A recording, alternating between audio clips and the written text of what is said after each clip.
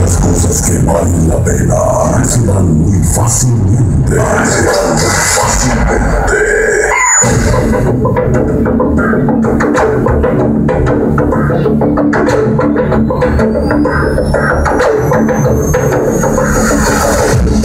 El esfuerzo marca la calidad con que se realiza cada acción. Y este es el resultado de una lucha constante.